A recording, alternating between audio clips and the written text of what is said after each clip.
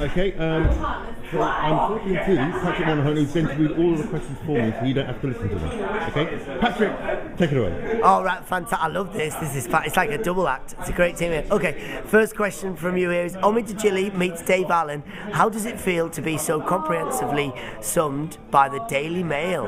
I mean, yeah, that is it's fantastic. I mean, the thing is with being a stand-up is that the scariest thing is being reviewed, because you think doing a stand-up is you get reviewed every night from the audience. It's instant. You do a joke and you can tell whether they like it or not, because they're going to laugh. If they don't like it, they'll just walk out after a bit, or they'll heckle. And the Daily Mail is so funny because it's always got this stigma, hasn't it, where people, oh my god, the Daily Mail. But to be honest, to me it's a broadsheet newspaper, or it's a national newspaper, and it doesn't matter who's reviewing it, and as long as they're saying a nice thing, that's quite nice, you know. And you would think I'm not their typical type of comic, because if you read their thing, they're a sort of, I mean, there's they'll be going like, it's always the newspaper's full of asylum seekers or something like that, and you're thinking, oh my god, I better not tell them about my family. And I think, but it's nice really that they've picked up on that Omid Djili who meets Dave Allen, because Omid Djili, I mean, he's one of the, well, he's the, you know, such a great Iranian stand-up, and you've got Dave Allen, one of the best Irish stand-ups, who's amazing. So to me, and said by the Daily Mail, by a national newspaper, it's just flattering. The interesting thing is, though, you're right here, did they miss anyone? And I suppose you've got the Teesside element, which is where my accent comes from. Even though no one in my family has got an Irish, everyone speaks either Irish or Iranian. No one's got. I'm the only one who's got like a Teesside accent. Even my brothers and sisters don't have like a Teesside accent. So I don't know really who you could put that to. Really, who would be a good Teesside comic? Hopefully me. That'd be the good one. Right, what's the last thing we should leave you with in a room? Well, I think it's obvious. You've just seen my show. I think cherry baked wells, any type of cake, lemon slices, cream, strawberries, a little bit of fruit, anything like ice cream. I love ice cream. Don't leave me with that in a room, or you'll just come back with a diabetic, over hyperactive bloke. Right, so what stage of your career are you at? Well, I would say comedy is quite interesting. I wouldn't be the first to say this, but a lot of people in the business and comedy would tell you that it's like a motorway. Everyone's driving along. They don't know where the end destination is. It's constantly going. But some people fly along. Some people gently plod along. And I think I'm like that, where I sort of gently plod along, and every now and again you get a good push, and you get a break or something, and you fly a bit. And at the moment, I would say I'm still on the A roads, but I'm hoping to get onto the motorway soon. Doing well, it's going well, I can't complain. Getting to play nice places like this. How does a trip to the Fringe cost for a comedian? How much will it cost? Well, it depends how you do it. Thousands is probably the thing. And also, it's not just the money, it's the emotions, it's the sweat, it's the tears. But it's like everything, you know, it's that old cliche, what doesn't kill you makes you stronger. And I think that is what doing Edinburgh is like. I remember doing the first Edinburgh, and I was quite lucky that my agent, we did everything in-house. We literally paid for everything as we went along. We kept it as minimum. If you went with a big, huge agent, they'd put your big posters everywhere. You'd be paying £2,000 for that, £3,000 for PR. You're paying thousands for the promotion for this. So you'd end up paying like 10, 15 grand. You'd be lucky if you make a couple of grand back. My first Edinburgh, I did it literally. We got our agent and someone who worked the PR in-house. They did the flyering all in-house. We paid a couple of grand. We made a couple of grand back. We ended up a couple £100 down, if that. And then after that, each year, we started making money, and you build up. So this is my 9th Edinburgh, and I've not looked back. I've not slept either, but you know, it's good. That's how it works. Your unique presence, where can you be found? Oh, you're online. Oh, sorry, I've skipped. Oh, let me go back. Page and, yeah. So I'll leave that to the last question.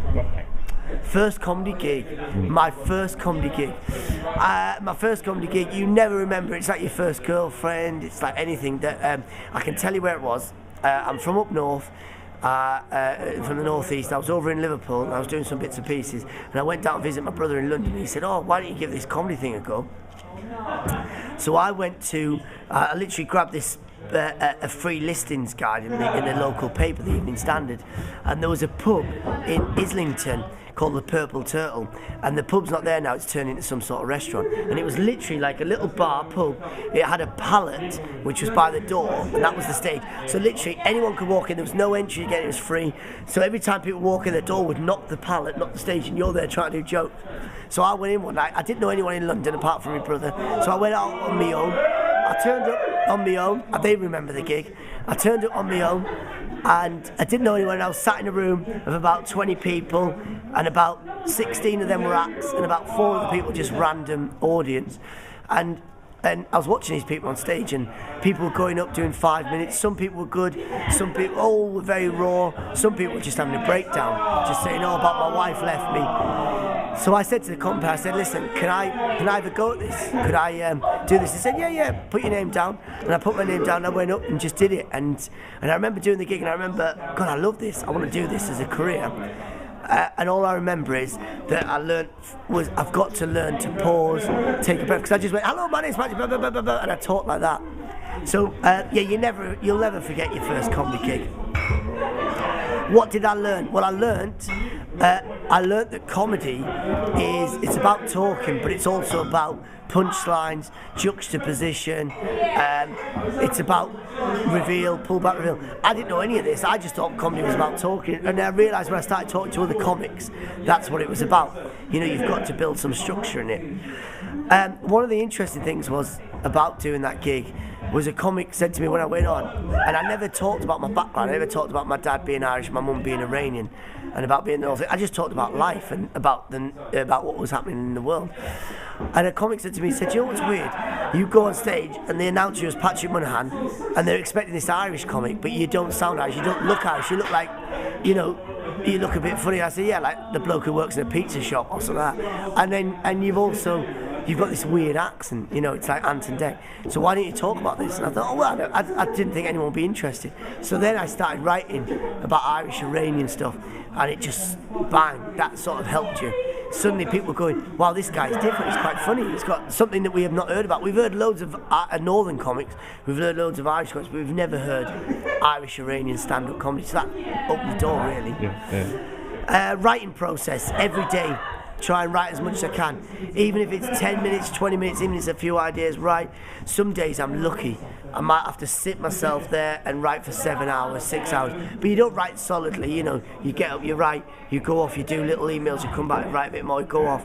It's a luxury to have that sort of time because you're spending it mostly on trains, but I would say just write every day, write.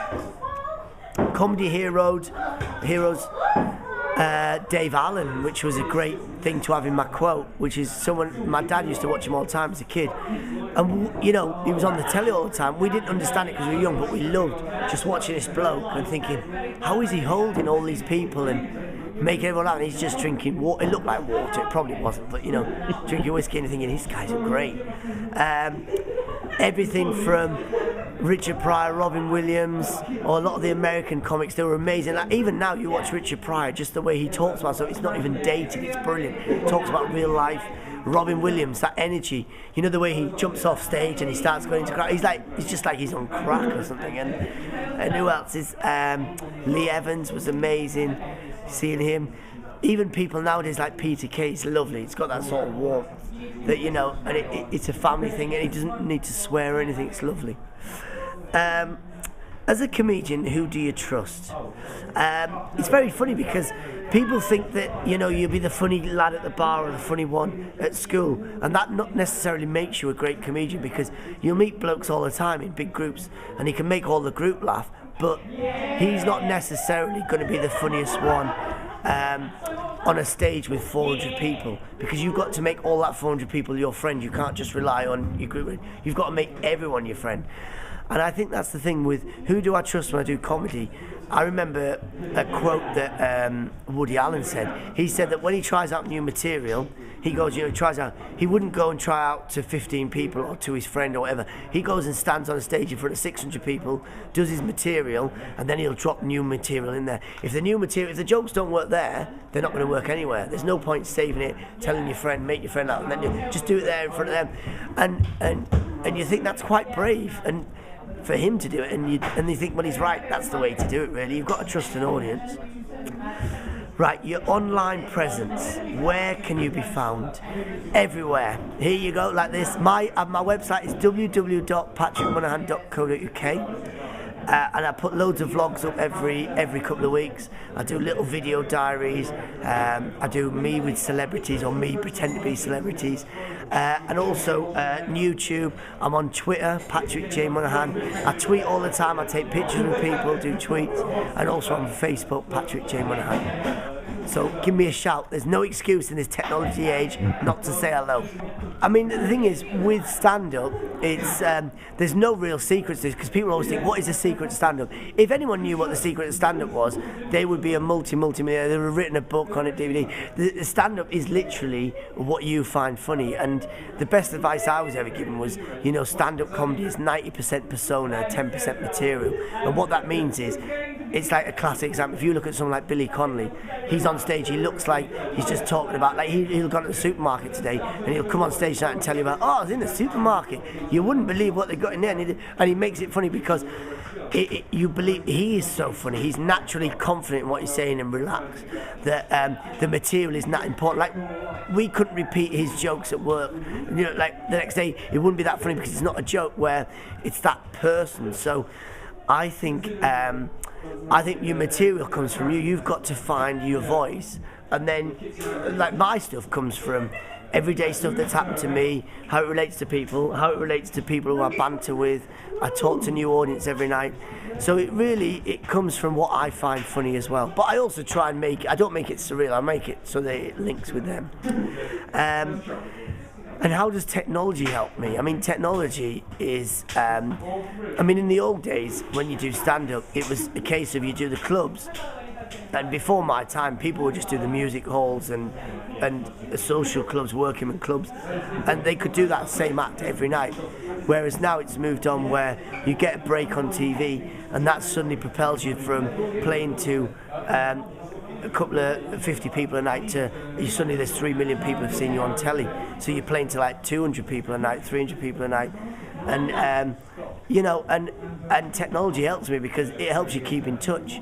Where like I remember before Twitter or Facebook, you were literally emailing. People might email you, and you might email 20 people and come out. Now I've got like 8,000 people on Twitter, which is amazing. That, like, I did a TV show and it went from like 2,000 to 6,000 people within the space of 2 hours overnight. It was like literally bang, that TV show and bang, and that helps you now. Technology. It's like, you know, where else can you suddenly? People can tweet you and say, oh, when are you next up in Hull or Humberside? And now I can just tweet, bang, and 10 people respond to that saying, oh, are you playing that? Right, we'll come and see you.